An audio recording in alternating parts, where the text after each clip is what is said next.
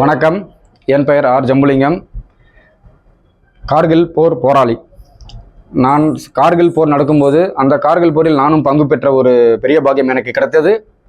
அந்த கார்கில்ல பார்த்தீங்கன்னா 3 நாள் தான் கார்கில் நடந்தது. அந்த கார்கில்ல அந்த 1999 அந்த டெக்னாலஜிக்கு தகுந்த மாதிரி for example Bofors gun, SLR, INSAS இந்த மாதிரியான அந்த இப்போ இருக்கின்ற துப்பாக்கிகளும் ஏவுகணைகளையும் பொபர்ஸ் பீரங்கிகளையும் வைத்து நம்ம 3 நாள் பட்டினியும் நம் நாட்டிற்காக எந்த ஒரு எதிர்பார்ப்பும் இன்றி ஒரே ஒரு இலக்கு, நாம் தீவிரவாதிகளிடம் வெற்றி பெற்று வர வேண்டும் என்ற ஒரு தீவிர விலக்கோடு கார்கில் போர் நடத்தி முடித்து விட்டோம். இப்போது இன்று நமக்கு 22/4/2025 அன்று பகல்காம் என்ற இடத்தில் நடந்த பொதுமக்கள் தாக்குதல், தீவிரவாதிகள் தாக்குதலால் நடந்த ஒரு பதிலடியாக இன்று போர் ஒத்திகை நாடு முழுவதும் நமக்கு போர் ஒத்திகை நடக்கப்பட்டுள்ளது. ஏன் இந்த போர் ஒத்திகை அப்படின்னா ஒரு போர் வந்துடுச்சு அப்படின்னா பொதுமக்களை நாம் எப்படி மீட்டெடுப்பது, பொதுமக்கள் எப்படி பாதுகாப்பாக இருக்கணும் அப்படின்ற ஒரு ஒத்திகை.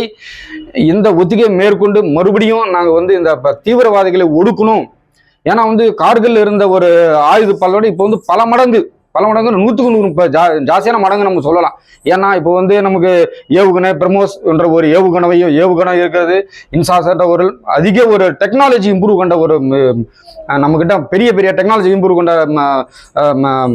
துப்பாக்கிகளும் ஏவுகணைகளும் பீரங்கிகளும் உள்ளதால் இப்போ ஈஸியாக நம்ம ஒரே ஒரு பாகிஸ்தான் அப்படின்னும் போது ஒரே தீவிரவாதி கூட நாங்கள் இருக்க விட மாட்டோம். அந்த தீவிரவாதிகளை வென்று எடுக்க வேண்டும் என்ற ஒரே ஒரு கொள்கையோடு தான் நமக்கு இந்த ஒத்திகை நடக்கப்பட்டுள்ளது.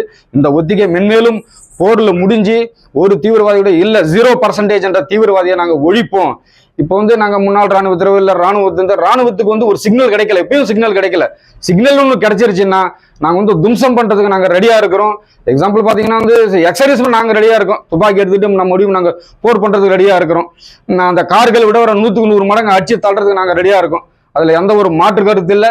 நாங்களுக்கும் இராணுவத்திற்கு உதவி தேவைப்படும் பட்சத்தில் நாங்களும் முன்னாள் இராணுவர்களும் அந்த போரில் நாங்கள் கலந்து கொண்ட தயாராக உள்ளோம். அதனால் இந்திய இராணுவத்துக்கிட்ட மோதலாம் அப்படின்னு மட்டும் நினைக்காதீங்க. ஏன்னா உலகளவில் நமக்கு சப்போர்ட் இருக்குது.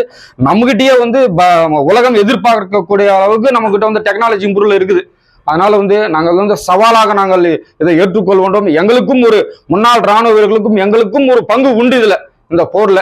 அதனால தீவிரவாதிகளும் பாகிஸ்தான் உள்ள தீவிரவாதிகளை நாங்கள் ஒரே ஒரு எச்சரிக்கை விடுகிறோம். எங்களை சீண்டி பார்க்க வேண்டாம், எங்கள் பொதுமக்களையும் சீண்டி பார்க்க வேண்டாம். பாகிஸ்தானில் இருக்கிற பொதுமக்களும் எங்களோட மக்கள் தான்.